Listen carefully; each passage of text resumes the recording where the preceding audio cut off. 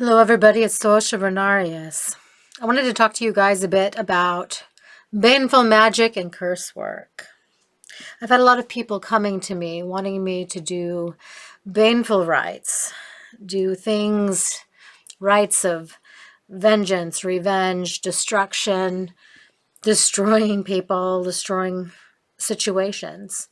And I'm here to tell you, while you absolutely can destroy somebody magically on all levels, I find it more beneficial to focus on your own ascent.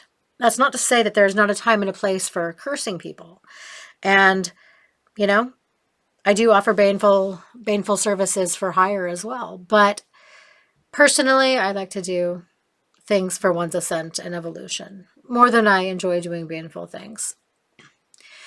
I feel like sometimes people come to magicians because they trust us to get the job done. And any magician worth their salt definitely should be able to get the job done. What's challenging, though, I think a lot of people, when they come to a magician, have unrealistic expectations.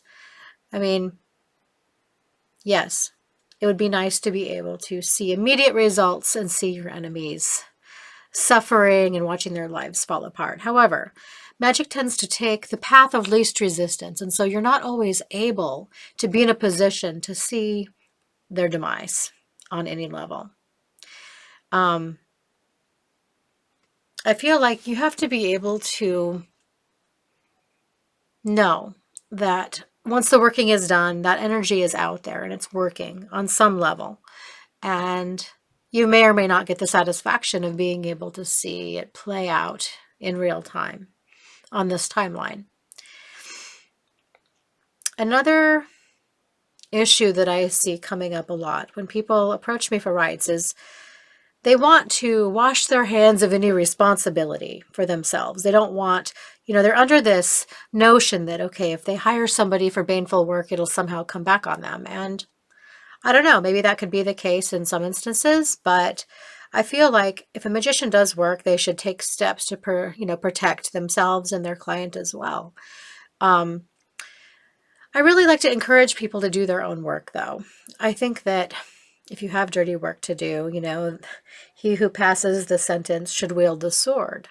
And while I do wield the sword on behalf of other people, I also ask them to soul search and figure out what it is they really seek through a baneful rite. Are they looking for satisfaction? Are they looking to relieve themselves of the feelings that the offense has left upon their life? Are they wanting to change a situation? Are they wanting to remove somebody's essence and programming and ability to affect them on some level? These are things that I think before you come to a magician to get a rite, you should ask yourself these things. And you should ask yourself why you're not willing to do the work yourself. Now, I think that some people, maybe they lack knowledge and experience, and so they're not comfortable handling the issue themselves. So they go to somebody who is, reliable, who they resonate with, who they believe can get the job done. But that's the thing, magic works a lot on belief. And I feel that as a magician, as somebody who offers services for hire, I would rather encourage people to do their own work. And if they're not, then I recognize that they come to me because they have faith in me.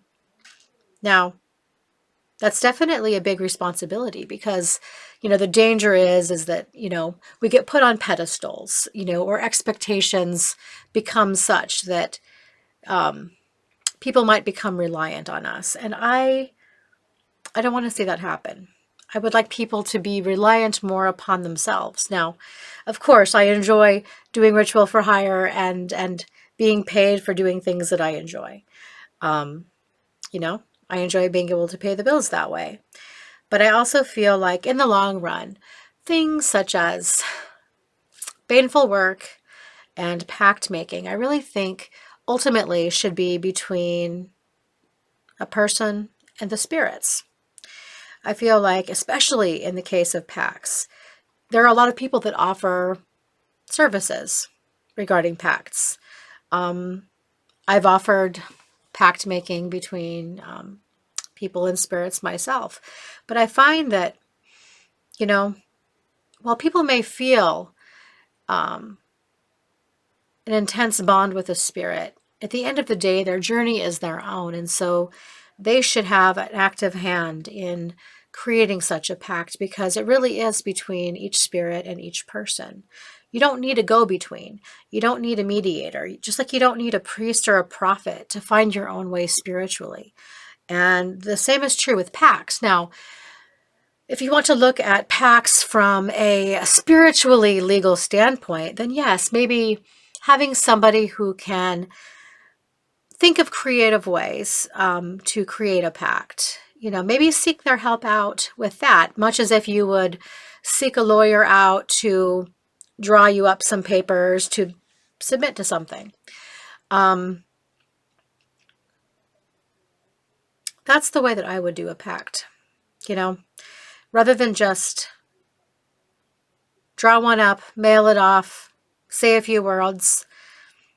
Yeah, it's technically a pact, but I don't think it goes deep enough. I think that people have a responsibility to advocate for themselves in the spiritual realm. Now, I realize, because of who and what I am, the life that I have chosen, and the spirits that I am close to, yes, I might have pull that maybe somebody else may not, just because I work very closely with certain spirits. But at the end of the day, it's your own will that'll get you through. It's your own essence that will resonate with that of the spirits that you are drawing. And often they are calling you as much as you are calling them. So I encourage you to be empowered in your own self, your own essence. Believe in yourself. Start to leave the self-doubt at the door, because self-doubt is the crippler of magic. You have to be able to just see yourself as the God that you are, God in training, God in making, whatever the hell you want to call it. See your own defined infernal essence and revel in that and feel that and be rooted in that. And then everything else can be managed in due time. You have to start looking at yourself in the scheme of reality. Don't see yourself as some lowly spiritual slave petitioning the spirit world to make things happen. No, partner with spirits, but you yourself should make it happen. Your own will, your own essence, your own energy, and that of the currents that you tap into. Much like sticking your hand, grabbing a bolt of lightning. It's pure, raw, unadulterated power. Now, of course, we may filter it through different spirits, and then that electricity takes on a whole different charge and feel. But at the end of the day, it's all electricity. It's all spiritual electricity. It's all energy. I tend to tap more into the core of a current far more often than I necessarily partner with individual spirits for a lot of my workings. I see it as tinkering with the mechanics of the universe. It's the code behind the matrix. It's being able to hack the machine, hack the matrix, and then reprogram it in your making. And that's what we as magicians get to do. And why would you want to give that responsibility to anybody else? The command lines that you are coding are your own.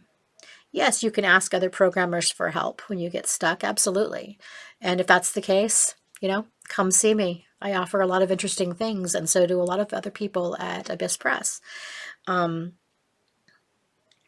start thinking in terms of your own legacy. Start thinking in terms of what you want to accomplish, and then make it happen. And at the end of the day, you have to be willing to make great sacrifices. And this is not necessarily tangible physical things. I mean, sometimes, yes, you may feel inclined to give a spirit offering, but I don't know. For me, offerings seem like, placating something. For me, I would rather share a meal amongst friends, amongst equals. I would rather offer something that perhaps is a resonance of energy, is an anchor point. You know, I'll often offer my own blood in rites, just a drop here and there for certain things. And for me, that seems to be enough. Other than physical things that tie into the spiritual, the other thing that is often sacrificed is, you know, our own mediocrity, our own fear, our own doubt, our own bad habits. Often it will be people in your lives that will be ripped out of your life if they are a hindrance, or if perhaps they are a crutch, or perhaps you're hindering them. Remember that magic always takes the path of least resistance, like water. And so, with that in mind,